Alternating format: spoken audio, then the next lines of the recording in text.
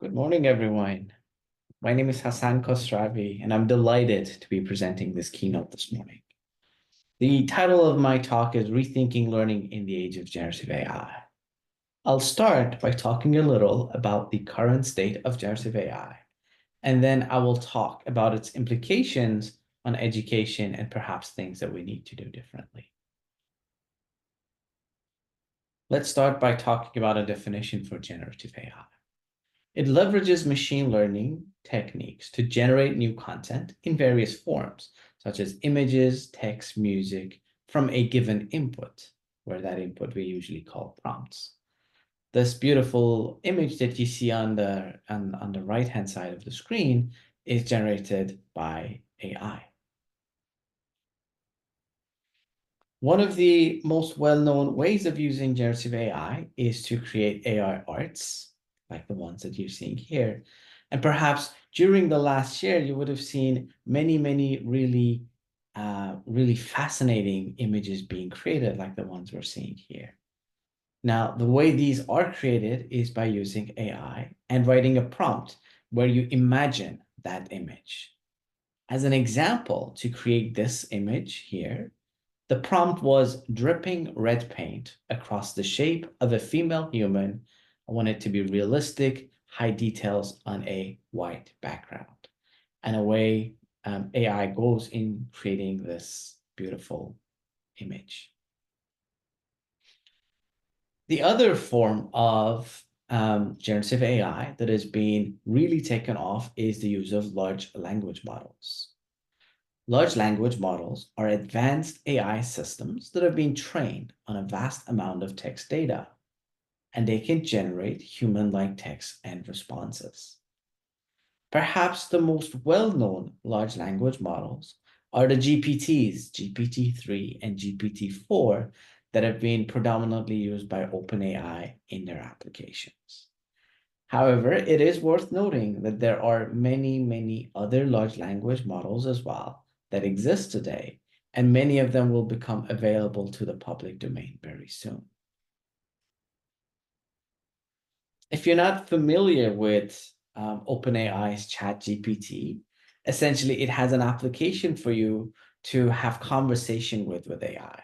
For example, you can ask AI, ChatGPT, and this is sort of my take on what ChatGPT looks like, which is this friendly bot sitting somewhere very nice, having coffee, responding to your questions. You can ask it to write lyrics for a rap song about education in the age of AI. And you can ask it to imitate the style of anyone. Here, I've asked it to imitate the style of Tupac Shakur. And away it goes in terms of writing this novel lyrics for a rap in the age of AI that's imitating the style of Tupac Shakur. I'm sure you don't want me rapping this, but it will start by listen yo all up, I got a story. And the rest of it will go. Now, let's unpack the excitement around generative AI a little. After all, AI is not new into our world, and we've seen AI for many years. In fact, artificial narrow intelligence, which is designed to perform a narrowly defined set of structured tasks, has been successfully implemented in numerous fields. Perhaps one of the earliest examples is the use of IBM's Deep Blue that beat the world chess champion at the time, which was Garry Kasparov. That happened in 1997. And at that time, the world was amazed by the power of AI and the fact that it could beat the best in the world. A more recent and common example will be the use of AI and robotics in manufacturing, where to create a car, there will be more than 200 to 300 robots dedicated to manufacturing various parts of this car and putting it together. And this would be today. Now, the impact of narrow intelligence on the job market has been fairly significant on its own, but the majority of the types of jobs that narrow AI has taken has either been in manufacturing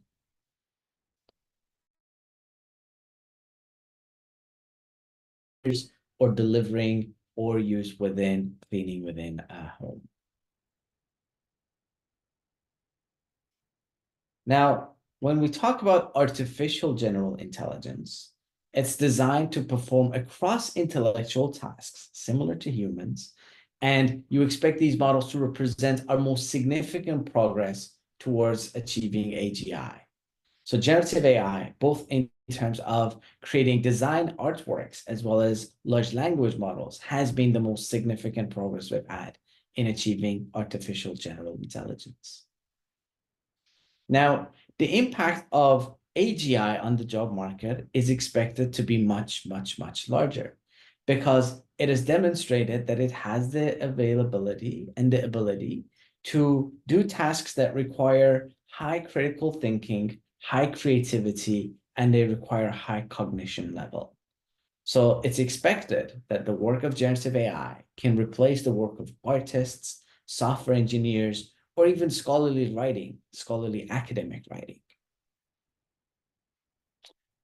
Against that background, what I would like to do is talk about the implications of generative AI in its current state in relation to education. And I'll start by talking about learning despite AI and the fact that it's important for us to still produce scholars with foundational knowledge. I'll talk about assessing in the age of AI and what's that important. Talk about learning with AI and different tools and technologies that could be incorporated in order to help us learn better. And finally, talking about learning to collaborate with AI and what that would look like in the future. Learning despite AI. Now, over the past year or two, where we've had a lot more of generative AI, there's been intense ongoing debates about the curriculum priorities in the era of AI. So part of that debate has been that we should still focus on foundational knowledge, whereas the other part has been, given that generative AI can generate a lot of what we already know, then maybe we should rethink what we teach our students and instead teach them AI literacy rather than the foundational knowledge so that they can use these systems to get the output and the results that they want. In the current state of the world, which is, towards the end of 2023, I would argue that still, despite AI's increasing ability, we need to train accomplished scholars with a well-founded knowledge of their field of study, rather than getting them to rely on AI. And there's a few reasons why I would say this is the case. So some of these reasons first include that for any advancing research and technological innovations, we still need to have people that have the foundational knowledge to advance research forward. Because the current generative AI models will essentially only use the current existing knowledge to respond to your questions, and they will not be able to generate new knowledge, which is currently unknown to humankind. The second would be to prevent AI misconceptions.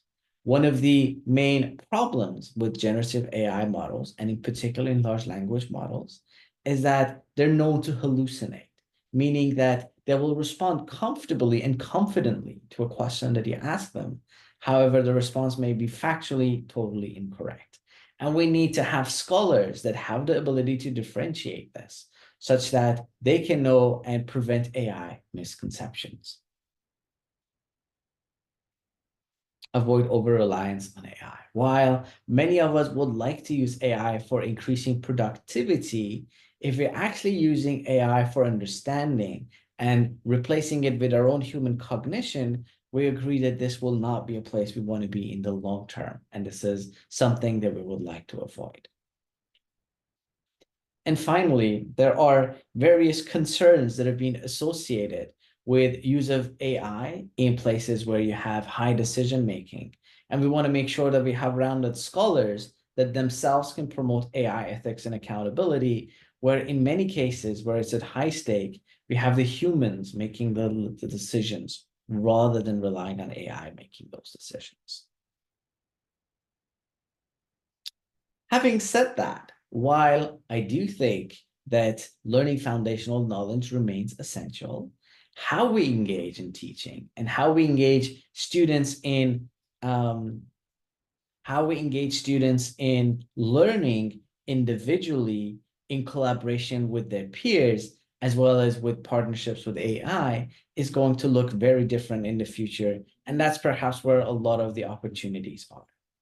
We'll have the opportunity to use various tools and technologies that will be emerging. And again, this is one of the exciting avenues around use of AI in education.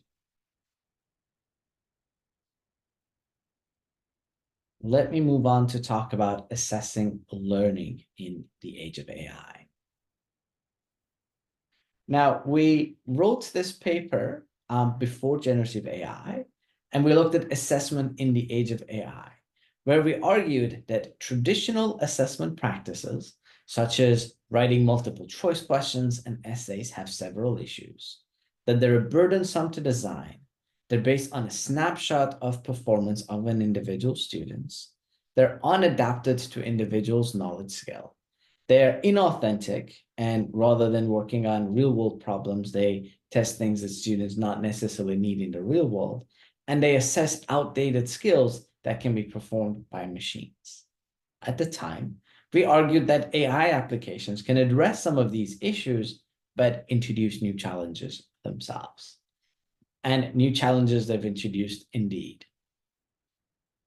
Essentially, a challenge that we've seen in the last year or so is that generative AI systems have really high capability in terms of completing a large part of what we generally assess students on at the university level. So many universities and instructors have been wondering how we can rethink how we assign students such that this problem of having the reliability to ensure that the students' works themselves can be seen as part of what we assess students on. So some colleagues, Jason Lodge and other colleagues, have thought about a taxonomy of options and their viability in the short, medium, and long term. So the options are ignoring its existence, which may no longer be possible because even if the teachers are ignoring the existence of generative AI, at this point, students are very well aware of them, and they may be using them to complete their assessment tasks. Another alternative to consider is to ban it. And, this was one of the actual things that happened early in Australia, where schools started by banning generative AI in schools and banning students from using them. This may be problematic in the short term and risky in the long term. And why is that? While there are many tools like Turnitin, for example, that will provide you with detection of probability of how likely it is that some text is generated with AI, and they'll give you a score of how much the submission has been generated by AI. There's always going to be alternative tools that you can use to bypass and have and write with AI such that it will not be detected. In fact, already there are tools such as this one that create truly undetectable AI content. And if you turn it on and you use it, you want to sound more like human, they will allow you to create writings that will not be detected by various tools and applications. Interestingly, they have this agreement that you need to agree the terms of the service, which is that you're not using this for academic misconduct. But at this point, you would be asking yourself, why would you be wanting to create truly undetectable AI content if there's no notion of misconduct happening in what you're doing? So going back, another option is to invigilate exams, essentially. And this has been an option for many, many years in higher education and in general in education, where we assess students by doing exams. And while I think exams will have an appropriate place in the short, medium, and long term, the problem with exams is that they're not really authentic and they don't really assess students' abilities as we want to see in the workplace. So essentially, invigilation will remain part of the solution, but it can't be the only thing that we do. Embracing AI is another option, essentially, that you take it on board and you use it and you ask your students to use it in their assessments. While this is a possible option, what I've seen is that some colleagues have been overusing it that essentially they're now using AI so much that it feels like they're no longer actually assessing students' abilities on the course content. And they're now focusing too much on use of AI and AI literacy instead. Designing around it is also a possibility. And there were many teachers that when early it came out, what they were doing is they were trying to rethink their assignment based on the current version of AI in a way such that the current version of AI would no longer be able to do their assignment, but there was always going to be a stronger, a better version of that AI system coming in a few weeks or a few months after that, which at that point, the design around was no longer valid because this new, better version was now able to complete the task. So really rethinking how we assess students is the way to go in the medium and the long term. But in the short term, we still haven't figured out what this would mean and how this would plan out. Here are some options and pillars for rethinking assessment design. We want it to be authentic and deeply contextualized to what students are doing and what they're learning. We want their assessment to be engaging and has purpose. And that purpose is often actually to help students learn. So assessment for learning would also be the case that we want them to be spending their time on this assessment in a meaningful way that helps them with the learning as well. We want to leverage mastery and agency frameworks that allow students to develop the self-regulation abilities such that they can see which part of what they do they're doing well and which part they need to focus more on so they can better themselves target their areas of weakness.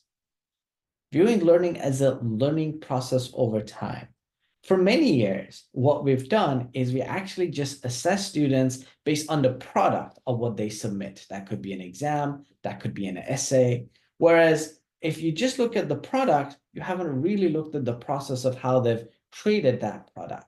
If instead we use tools that will tell us the digital footprints of the students and how they've created this output, that might help us in better being able to better evaluate students' learning by also looking at the process that they've taken. Design competencies programmatically such that we don't have to need to have an exam at the end of each course or during each course. And an important part is we want to make sure that we're helping prepare students for their future and not our past. And at points that might mean we need to rethink what we actually teach them before we think about how we actually assess them. In my own course, what I've done, and perhaps the simplest task that I've done, is that for the assessments that I've had, I've introduced a second part. And that second part is an oral critique of what they've submitted to be assessed. This oral critique will be in person, and it will be with a tutor, and it will be scheduled during a tutorial and a practical session. For my course, it was in week 12, after the code submission. And essentially, the aim of this code critique is to have a chat with the student to ensure that they actually themselves and gain the confidence that this is their own work and they know how this outputs that they've put in their assignment was created. Let me move on to the third point, which is to learn with AI. Now, there's been an increased presence of AI in educational research. And this is even before the generative AI era, up to end of 2022, we can see that there's been an increasing pattern of use of AI in education, predominantly in G7 countries, as well as China and Europe. Now, at a high level, it is possible to categorize much of the work in the field of AI in education into 4 groups of use of AI for instructions, use of AI for assessment, for feedback, as well as student agency. In terms of AI in instruction, perhaps the most well-known application is the use of adaptive learning systems. These adaptive learning systems will essentially adapt the instructions and the learning activities that students do based on the level of learning of each student. So they infer the current abilities, and they will then adapt instructions and learning activities based on those needs. There's been an increasing use of immersive learnings and augmented and virtual realities that work well for some domains and disciplines such as medicine. And there's been increasing use of AI-assisted content creation, where there is help and gain from AI in terms of putting content together and creating it. For AI in assessment, adaptive testing has been around for some time, and in particular used for English as a second language tests like TOEFL and IELTS, where the test will adapt to the ability of each individual, and that would allow the test to finish in half the time required, but still have the same credibility and reliability as if it was non-adaptive. There are various AI-assisted grading systems that help with grading, but perhaps the most well-known AI and assessment tools are those that look at plagiarism detection and automated proctoring. And Turnitin, again, is a good example here, where it's used for plagiarism detection and identifying if anybody has copied others' work. For AI and feedback, perhaps based on the learning sciences and what we know from learning, we know that one of the best ways that we can help individual students with the learning is with giving them more timely and rich feedback. So there's been a lot of work that's put together in terms of creating automated feedback. There have been various predictive analytics that also try to determine if a student is at risk of failing the course early on so that they can determine and help the student. And there's been various ways of AI-assisted collaborative learning such that we can better connect students with one another so that they can collaborate with their peers in a more effective way. And finally, with AI and student agency, there's been various learner models and profiles that essentially try to infer the current state of the learning of a student. A lot of this is coming from the learning analytics community, where they can then use that in order to determine how they would best spend their studying time. There's also been various personalized nudges, where these personalized nudges work in form of reminders that aim to remind students of the tasks that they need to do. And there's also been various recommender systems that essentially recommend various resources, various instructions to each student based on their learning needs. In the generative AI era, there's been various new use cases of use of AI in education and generative AI in education, where champion teachers that wanted to use AI have looked at using AI for writing lesson plans, step-by-step solutions, for writing essays, creating assessment items, writing learning objectives, designing rubrics, and so on and so forth. One thing that I would note is that while a lot of these early applications of AI in education have used sort of a chat conversation and essentially just chat GPT, my speculation is that in the very near future, we'll be seeing a lot of AI embedded into applications where we have large language models meeting user interfaces so that there'll be user interfaces available so that you're not just chatting to AI with a conversational AI. That would make it a lot easier to use because the tasks that you do will be scaffolded.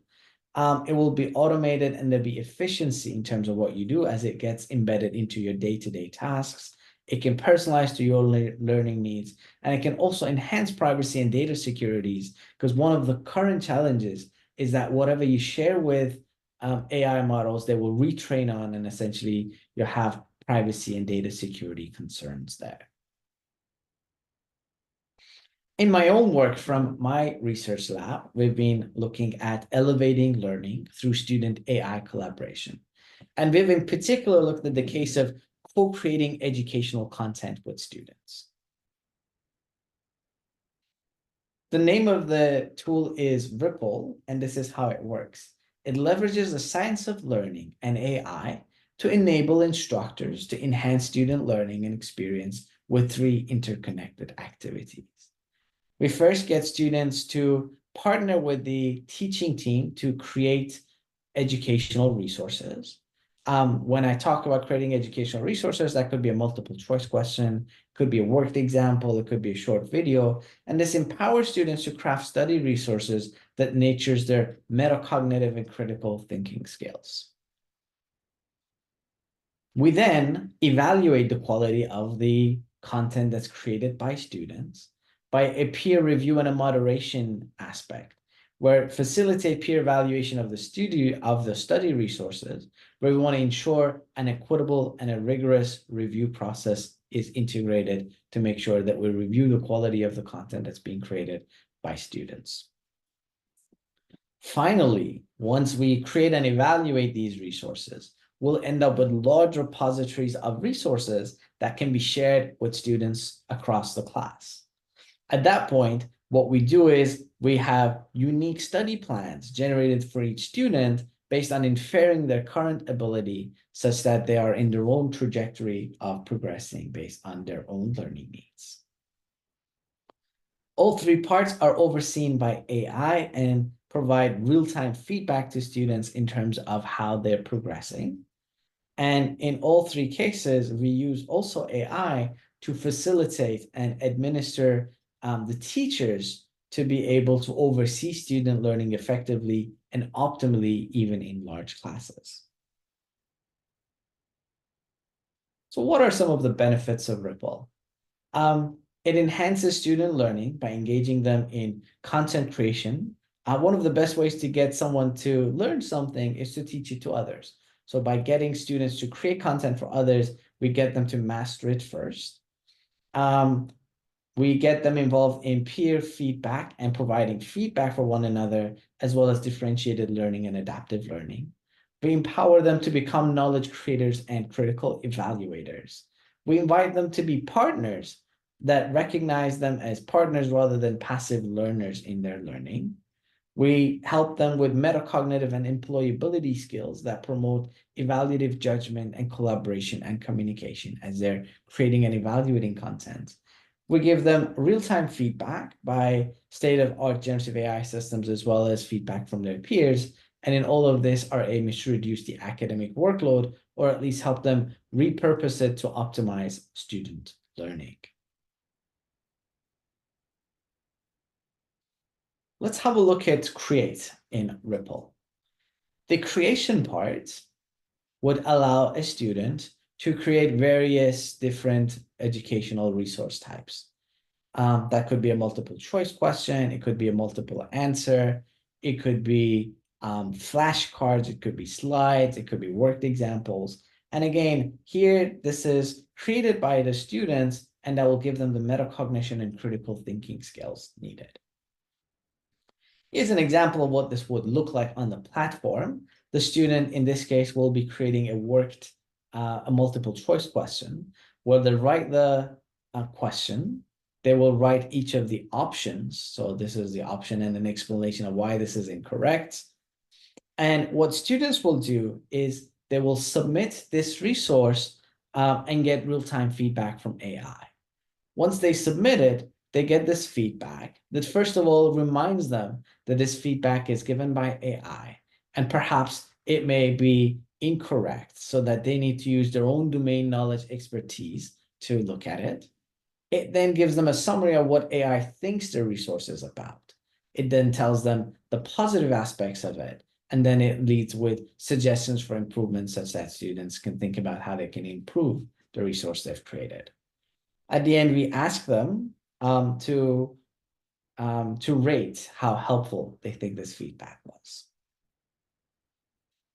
We've used this feature across last semester at the University of Queensland, and we've received over 1,000 ratings back from the students with an average of 4.3. 74% of the students assigned a 4 or 5-star ratings to the feedback that they were grading, that they were getting. And 15% of users expressed a neutrally rating with a 3-star rating, with 11% finding it less beneficial. I've added representative comments across the 3 groups. With the positive feedback, a lot of what students thought was that the suggestions are very reasonable and feasible, and they help the students create better resources. The neutral feedback is perhaps the one that I like the most, is those that look at the feedback and selectively take parts that they feel like were most helpful. So points 2 and 3 were useful and immediately corrected, but they thought point 1 wasn't good. And this is exactly what we want to see, students using their own judgment in terms of receiving feedback and utilizing it as they see fit. The negative feedback indicated that some students thought that the suggestions and the positive contradicted each other. It asked them to do things that they would have already done, or there would have been some form of hallucination that would have been seen within the feedback that was provided. The second part of Ripple is to moderate. And here what we get students is to use a rubric to mark each other's work and then to provide actual textual feedback, where they start by writing about what they think is good about this resource, how it can be improved, and any further comments. Given again that students not always necessarily know how to provide good feedback to one another, or they might just not have the incentive, here again, we've added AI feedback, that it reads what students have written for one another, and then it suggests improvements. So it reads what they have, and it gives them improvements in terms of suggestions, in terms of how it can be improved. And these are defined to be based on best sort of practical points for feedback. So we ask them to write in a tone which is constructive. We ask them to write detailed feedback and have actionable points that the author can incorporate in order to improve the resource that they've created.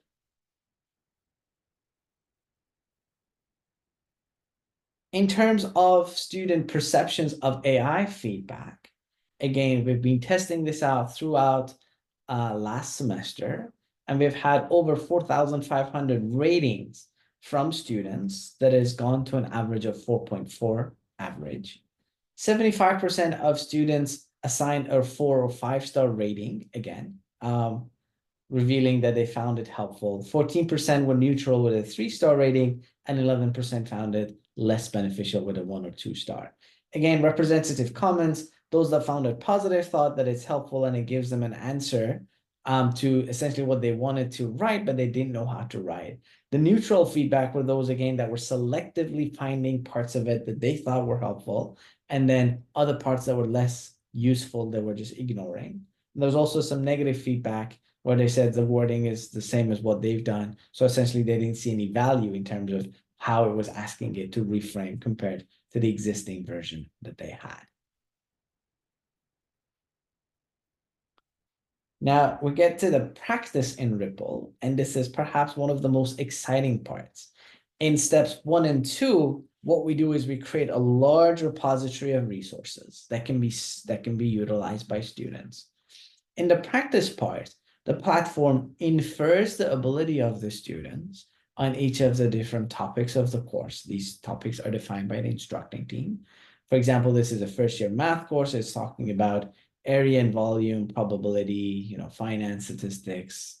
And essentially, the platform determines how good students are doing on each of these with using this visualization. And then we recommend resources to them based on what we've inferred from them. So they will get harder questions on topics that they've demonstrated mastery. And they get easier questions on topics that they're still demonstrating mastery, so that they start with easier questions and over time they get better, so they get harder questions.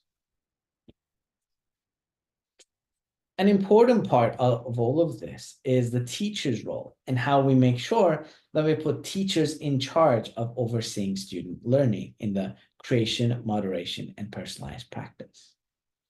So for this, what we do is Ripple has an inspect page, where this inspect page empowers instructors to effectively use their time and leverage AI algorithms to find and examine resources where incorrect decisions might have been made.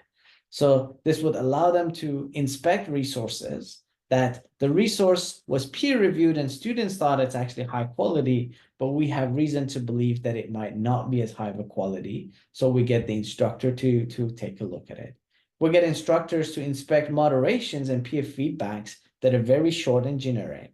And we also get the instructors to inspect students who might be at risk of failing, such that they can have an intervention and work with those students to make sure that they're meeting the goals of the course.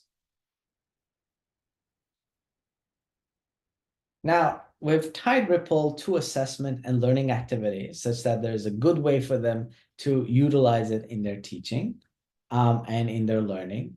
So one possibility is to use it as a recurring assessment where students engage in weekly learning cycles of using Ripple for creating, evaluating, and practicing. This is ideal for courses that don't currently have a recurring assessment, like a quiz each week, and this will be a good way for them to use that. We've also embedded it into assignments, which incorporate Ripple activities as a specific task. If there's already an assignment, this will become an additional part of that assignment.